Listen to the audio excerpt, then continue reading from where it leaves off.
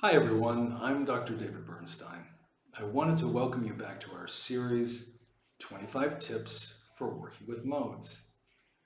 Now last time you learned how to feel the music of the modes. You learned about the fact that if you want to dance with modes, if you want to take a struggle with modes and turn it into a dance, then you need to be in touch with emotions, your own emotions and the patient's emotions.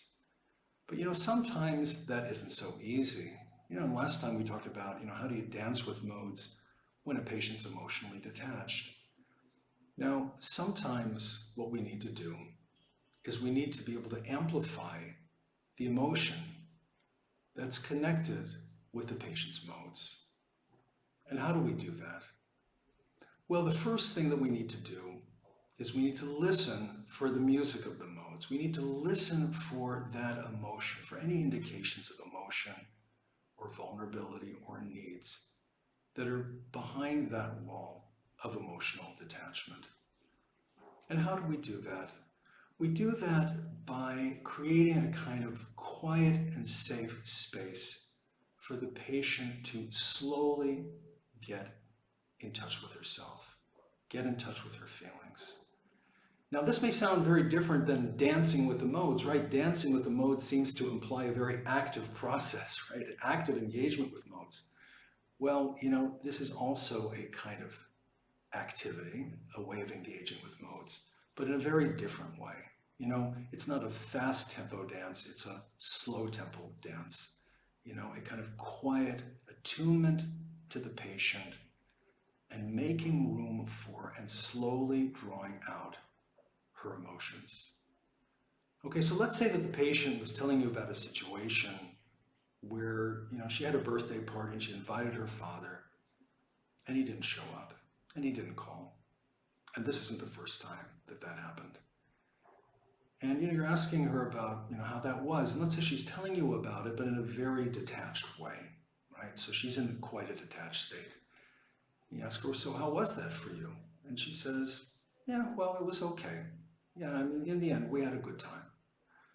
Okay, so it's very understandable that the patient, copes by detaching from her emotions here.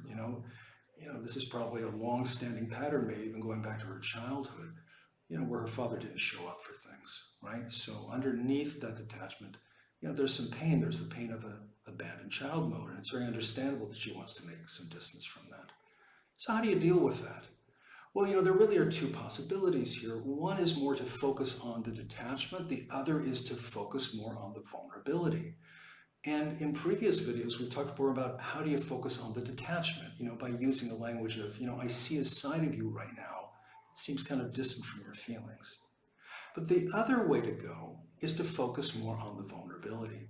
And we do that by, again, having a kind of quiet attunement to the patient's vulnerable side, in this case, her abandoned child mode, and simply asking her questions, again, in a very, very gentle and quiet way, to kind of invite that side to come out and to show herself.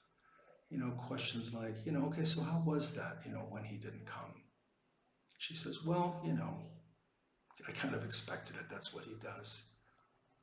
And then just to be quiet for a moment, to allow her to get in touch with whatever those emotions are about her father not showing up. And then saying, so that's what he does. And again, being quiet and allowing her to feel more of that emotional pain.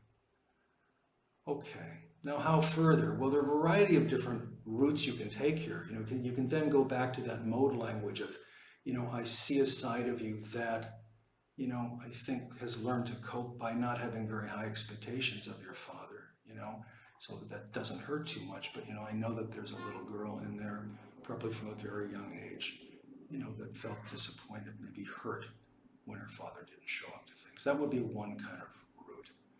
Another kind of route in terms of how further is to use experiential techniques to further amplify the music of this abandoned child mode. And one of the most effective ones is imagery. Imagery has really been shown through research and clinical experience to amplify emotions, right? So If you ask somebody to close their eyes and imagine a scene, research shows us that that evokes more emotions than simply having the patient talk about that same situation, right? So closing your eyes and visualizing it amplifies emotions. And this is the basis of imagery rescripting, right? So one of the things that we could do at a moment like this in therapy, after we've amplified that music a little bit by paying quiet attention and attunement to that patient's abandoned child mode, is then asking the patient if she's willing to do, an experiential exercise, to do some imagery with us, and close her eyes and go back to that scene with a father and explore it a little bit. And then we use a variety of techniques in order to intensify the emotions connected with that abandoned child mode. And one of the most important ones is visualizing the scene in a vivid way. So we ask her to imagine it again as if it's happening right now, as if she's in a film and she's seeing it all over again. And we want her to describe it in detail, in sensory detail, so that we can see it too. And the more the patient is detached, the more it helps to help her to visualize it. And the more that you do this, you're going to see that the patient starts to get in touch with the emotions. And then you can ask about emotions and where she feels emotions in her body, and allow those emotions and bodily sensations to intensify. And at that moment, when you're really feeling the connections, feeling that pain connected to that abandoned child, you can ask her to hold on to those emotions and let go of the image, let it fade away, and let a new image float into her mind from when she was young that felt the same way. This is what we refer to as an affect bridge, an emotional bridge that links the present situation to a similar past situation.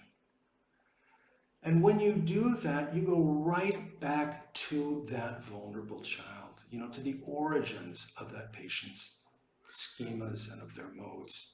And when you're there with a vulnerable child, then what you're going to do is you're going to reparent that child in imagery. You're going to try to assess and provide for that child's emotional needs within imagination.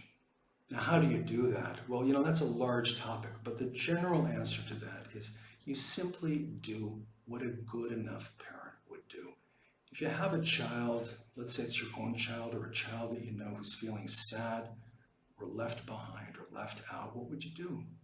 The different kinds of things we tend to do are, just an extension of what a good enough parent would do, what we would do if we had an actual child there. Things like comforting that child or protecting that child, empathizing with their feelings, validating that child, validating their needs, and asserting the fact that, children have rights, like they have the right to have parents who are stable and consistent and keep their promises. Okay.